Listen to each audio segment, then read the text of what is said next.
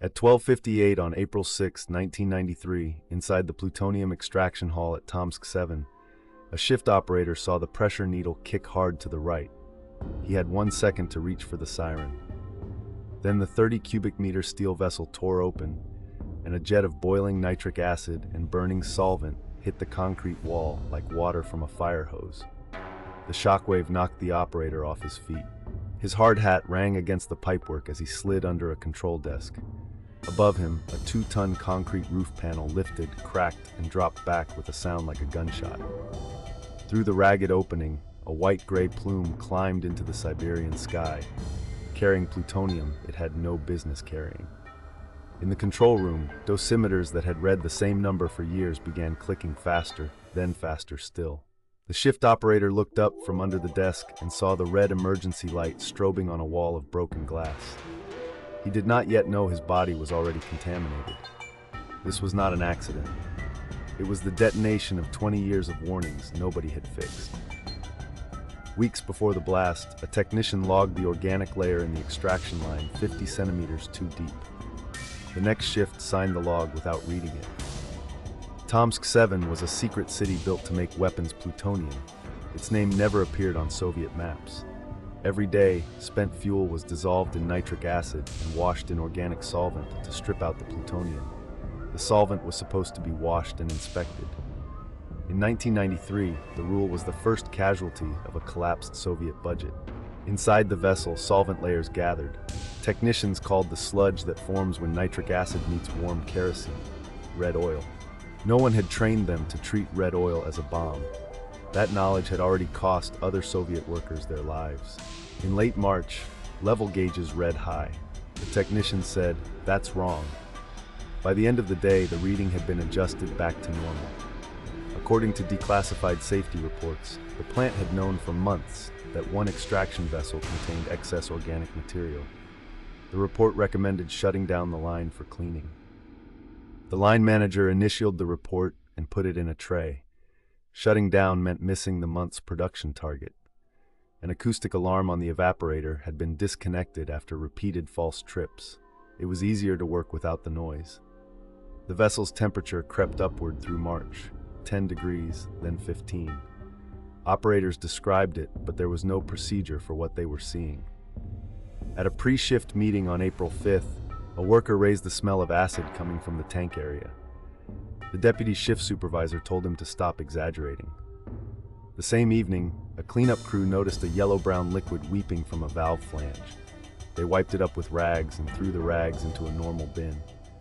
The plant's own radiation control service had stopped taking routine swab samples from the hall floor in February. The lab was too busy.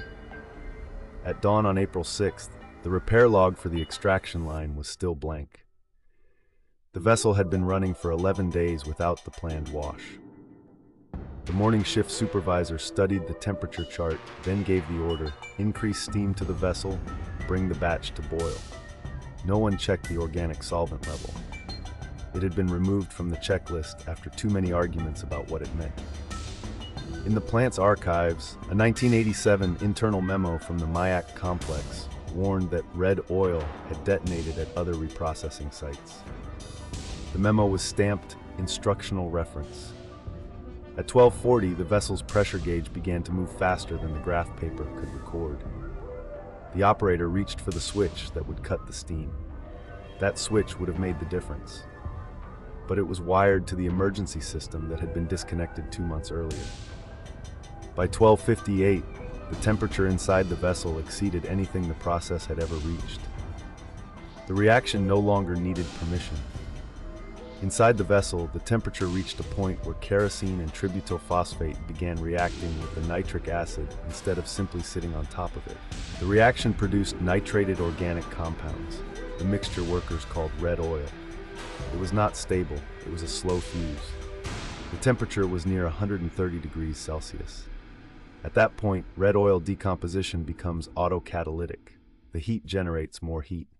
As pressure climbed, the vessel's steel walls began to swell. The relief valve was sized for a normal process upset, not for a self-sustaining chemical detonation. At 12:58, the decomposition reached the speed of a shockwave. The vessel did not leak, it fragmented. The blast radiated out with the force of a high explosive. A wall of nitric acid spray hit the operator's hull, and the roof lifted. Within minutes, hundreds of kilograms of contaminated solution had been forced through the crack. The building's own ventilation system then pumped a radioactive mist out into the forest. This is the story of a nuclear accident you may never have heard of. If this is new to you, subscribe. There are dozens more the world tried to forget. Inside the ruined hall, workers in ordinary gray coveralls walked into radioactive debris without respirators or dosimeters. The plant director's first order was to close the gates. The deputy minister of atomic energy was phoned in Moscow. His answer would define the next week: classify the event as a chemical incident. At the factory clinic, a doctor washed contamination off 2 operators with laundry soap and hot water. No swabs were taken, no records were made. Within hours, emergency workers in shirt sleeves began hosing down the concrete outside, pushing contaminated water into the storm drain. Local officials in Tomsk were told there had been a brief release of inert gases. The word plutonium was not used. Radiation monitors at the edge of the closed city began to show readings above the annual limit. The instruments were taken away for recalibration. That night, a maintenance crew was sent to remove the ruptured vessel before any outside inspectors could arrive. They worked in total darkness, so the city lights would not reveal the damage. By morning, the gates had fresh security guards, and the men who had been on shift were told to sign a non-disclosure form. On April 8th, a monitoring station in Sweden recorded a spike in airborne beta activity. The pattern did not match any known test. Finland reported the same signal. A calculation traced the plume backwards to a point in western Siberia. A helicopter survey over Tomsk-7 found a scar of contamination stretching 20 kilometers from the plant into the forest. In Moscow, officials finally admitted that a chemical explosion had taken place at Tomsk-7. There was still no mention of plutonium.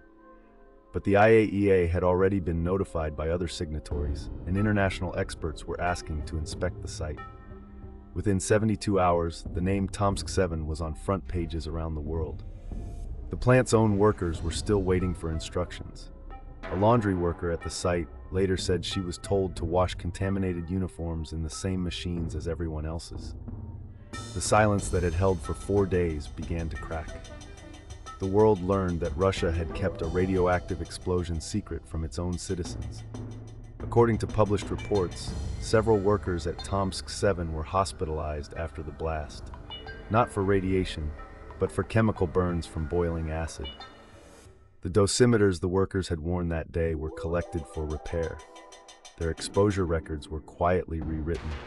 In the weeks after the explosion, teams of so-called liquidators were sent into the contaminated forest. Young men from Siberian towns in boots and cloth coveralls handed ordinary garden shovels. They worked without respirators. They scraped up the topsoil and loaded it into barrels, and nobody measured their bodies until the job was done. The Tom River ran past the plant, carrying snowmelt toward the city of Tomsk. In early May, a measuring station recorded elevated cesium in the water. The city was never evacuated. Residents of Tomsk were told their tap water was safe. Some families, it is said, still refused to eat berries picked that autumn. On nearby farms, officials poured confiscated milk into pits, without telling the farmers why their children could no longer drink it. The men in the contaminated forest were the invisible cost.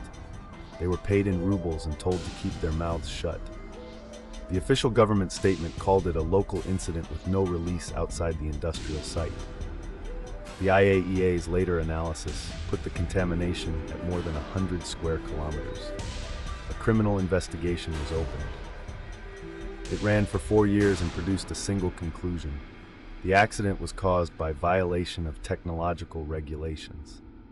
The people who signed the shutdown order? There was no shutdown. The plant director received a reprimand and was transferred to another position. The operators who had begged for permission to stop the batch were retrained. Their exposure records were folded into a file marked closed. According to declassified documents, the Soviet safety culture that produced Tomsk-7 had already produced disasters at Kishtim in 1957 and Chernobyl in 1986. Each time, the lesson was buried with the damaged equipment. No senior official was ever convicted for the Tomsk-7 explosion. The most serious penalty was administrative, a fine equal to 3 months' salary. In the end, the people who paid for the secret were the cleanup workers, the farmers, and a town kept in the dark long after the cloud had passed. Tomsk-7 was renamed Seversk in the aftermath, as if the new name would erase the map of old secrets. The Siberian Chemical Combine continued to reprocess nuclear fuel. For a decade, it remained one of the largest nuclear sites on Earth. Russian authorities and the IAEA eventually developed new safety rules for red oil, including limits on organic solvent carryover and new pressure relief systems. Those rules came too late for the men already exposed. But the contaminated land around the plant was never cleaned to a standard that would let it be used again. The forest grew back through the barrels. The workers of Tomsk-7 now carry their own records in private folders. Many still live in Seversk, a closed city that is still closed. Every nuclear accident leaves two histories: what happened and what people were told. Tomsk-7 reminds us of how wide that gap can be. If you want to hear more stories the world tried to erase, subscribe to Nuclear Disasters. There is always another cloud on the horizon.